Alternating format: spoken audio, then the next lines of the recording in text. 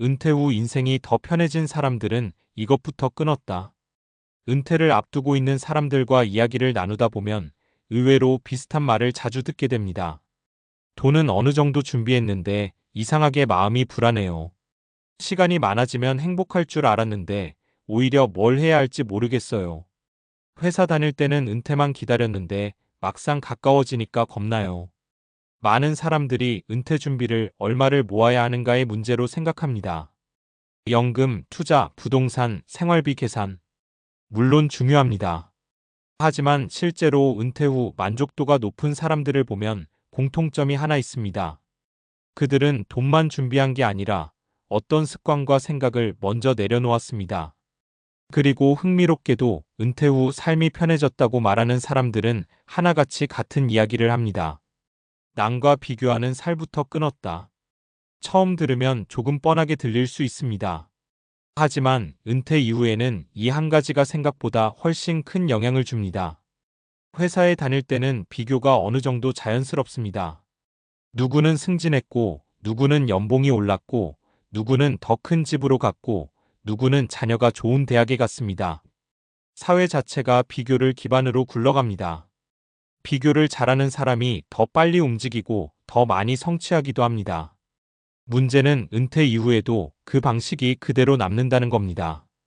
은퇴하면 더 이상 명함도 직책도 연봉도 없어집니다. 그런데 마음은 여전히 경쟁하던 시절에 머물러 있으면 어떤 일이 생길까요? 비교 대상만 바뀝니다. 누구는 국민연금을 얼마 받는다더라. 누구는 퇴직 후 사업해서 잘 됐다더라. 누구는 해외여행 다닌다더라. 누구 자식은 부모 생활비까지 챙겨준다더라. 결국 은퇴 후에도 계속 평가받는 느낌 속에서 살게 됩니다. 그런데 은퇴 생활을 편하게 보내는 사람들은 여기서 방향을 바꿉니다. 남보다 나은 은퇴를 포기하고 내가 편안한 은퇴를 선택합니다. 한 사례를 들어볼게요. 60대 초반에 은퇴한 한 분이 있었습니다. 회사에서는 임원까지 했고 주변에서도 성공한 사람으로 보였습니다. 퇴직 후에도 처음 몇 년은 계속 바빴습니다.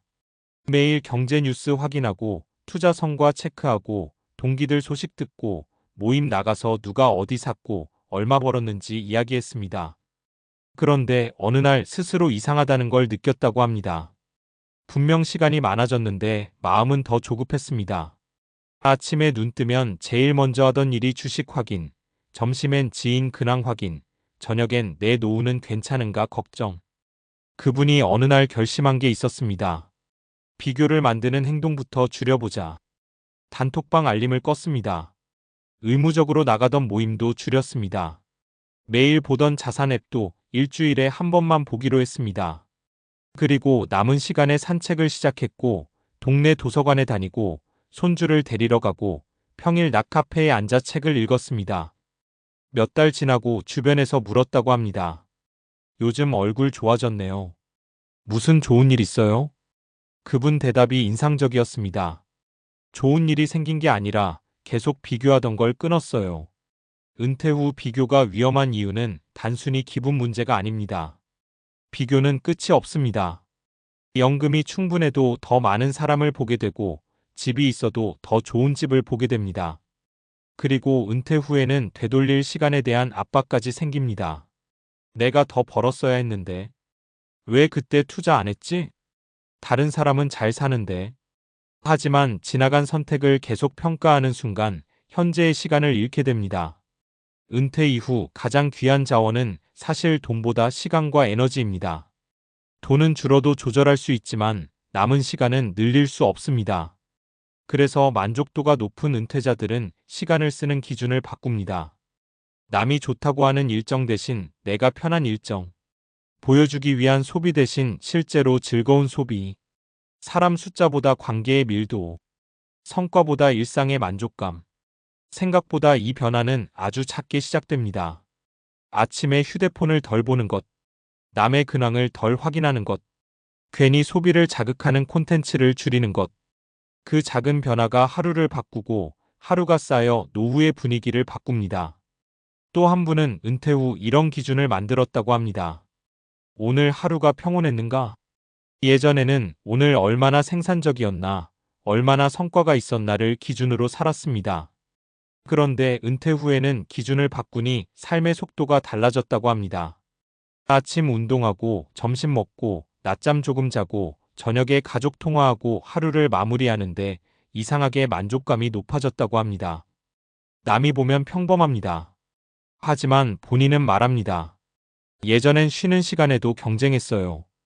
지금은 그냥 살아도 괜찮다는 걸 배웠어요. 물론 비교를 완전히 없앨 수는 없습니다. 사람은 원래 비교하는 존재니까요. 다만 은퇴 후 행복한 사람들은 비교가 시작될 때 스스로 질문합니다. 지금 이 생각이 내 삶을 편하게 만드는가? 아니라면 멈춥니다. 그리고 자기 기준으로 돌아옵니다. 내 생활비는 충분한가? 내 건강은 어떤가? 오늘 내가 즐거웠는가? 내가 만나고 싶은 사람과 시간을 보내고 있는가? 결국 은퇴는 일을 그만두는 시기가 아니라 남의 기준에서 조금씩 내려오는 연습이 시작되는 시기인지도 모릅니다. 은퇴 후 인생이 더 편해진 사람들은 대단한 비밀을 가진 사람들이 아닙니다. 그저 하나를 먼저 끊었습니다. 계속 남을 보며 사는 습관. 그리고 그 자리에 천천히 자기 속도로 살아가는 시간을 들였습니다. 어쩌면 은퇴 준비의 마지막 단계는 통장 잔고가 아니라 비교 없이도 괜찮은 하루를 살아보는 연습일지 모릅니다. 그런데 여기서 한 걸음 더 들어가 보면 은퇴 후 삶이 편해진 사람들이 비교를 끄는 이유는 단순히 마음을 비우자는 정서적인 선택이 아니었습니다. 사실 그 뒤에는 꽤 현실적이고 과학적인 이유가 있습니다. 그들은 결국 보상 중독의 루프를 끄는 사람들이었습니다. 직장 생활을 오래 한 사람일수록 인생이 일정한 구조로 움직입니다. 성과를 내면 인정받고, 인정받으면 보상이 생기고, 보상이 생기면 다시 목표를 세웁니다. 승진, 연봉, 계약, 실적, 성과. 이 과정은 뇌 입장에서 보면 굉장히 강력한 학습입니다. 뇌의 보상 시스템은 특정 행동 뒤에 만족이 따라오면 그 행동을 반복하도록 설계되어 있습니다. 특히 새로운 성과나 사회적 인정이 들어올 때 보상 관련 신경계가 활성화됩니다. 문제는 은퇴입니다. 은퇴는 돈을 버는 일을 멈추는 것만이 아니라 수십 년 동안 익숙했던 보상 구조가 갑자기 사라지는 사건이기도 합니다. 예전에는 열심히 일하면 결과가 온다. 그런데 은퇴 후에는 아무것도 안 해도 하루가 지나간다. 이 변화에 적응하지 못하면 사람은 의외의 방식으로 예전 보상을 찾기 시작합니다. 남과 비교하기, 과도한 투자 몰입, 뉴스 과잉 소비, 끊임없는 계획 세우기, 쉬어도 죄책감 느끼기. 왜냐하면 뇌는 여전히 다음 보상은 어디 있지? 를 찾고 있기 때문입니다. 그래서 은퇴 후 만족도가 높은 사람들은 보상을 없애지 않습니다. 대신 보상의 기준 자체를 바꿉니다. 큰 성취 작은 만족으로, 성과 회복으로, 결과 과정으로. 예전에는 한 달 프로젝트 끝내야 성취감이 왔다면 이제는 산책 40분 하고 기분이 좋아지는 것도 충분한 보상이 됩니다. 실제로 심리학에서는 이를 쾌락 적응 어다닉 애덕테이션이라는 개념으로 설명합니다. 사람은 큰 자극에 빠르게 익숙해집니다. 새 차도 익숙해지고 높은 연봉도 익숙해지고 큰 집도 익숙해집니다. 반대로 반복 가능한 작은 만족은 적응 속도가 느립니다. 햇빛 받으며 걷기, 가벼운 운동, 대화, 배움, 취미. 이런 활동은 강한 자극은 아니지만 오래 지속되는 만족을 만듭니다. 한 은퇴자의 이야기가 있습니다. 처음 은퇴했을 때 그는 하루 계획표를 만들었습니다.